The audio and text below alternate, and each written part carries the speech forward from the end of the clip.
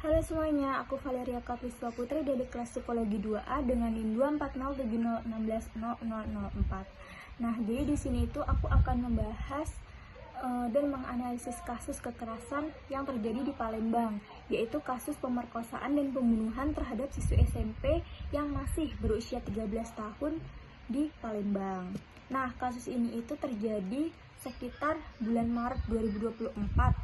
Jadi siswi ini itu dilaporkan hilang oleh keluarganya, lalu beberapa hari kemudian jasadnya ini ditemukan di semak-semak.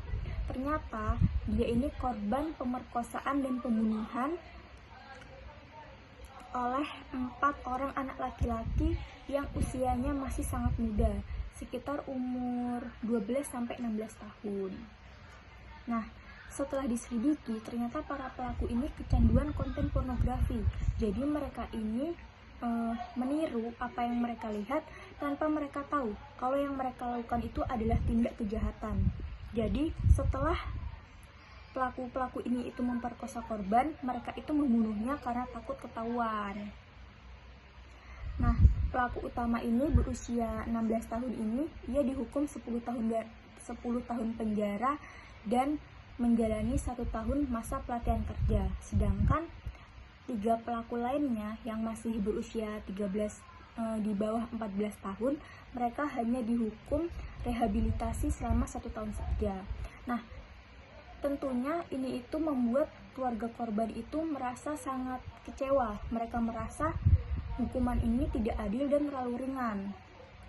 Dan banyak orang di media sosial juga merasa marah dan meminta agar hukum ini lebih tegas kepada kekerasan berat seperti ini, walaupun pelakunya itu masih anak-anak.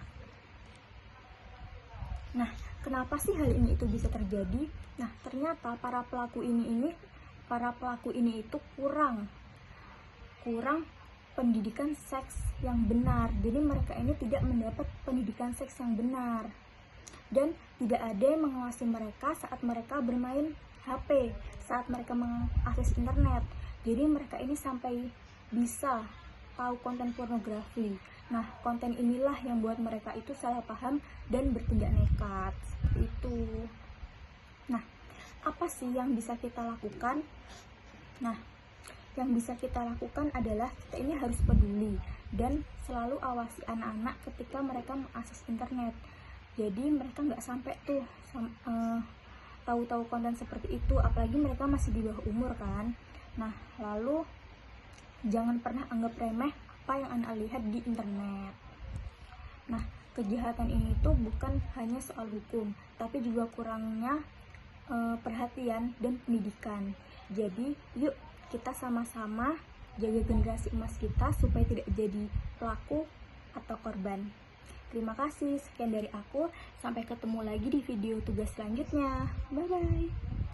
Wassalamualaikum warahmatullahi wabarakatuh.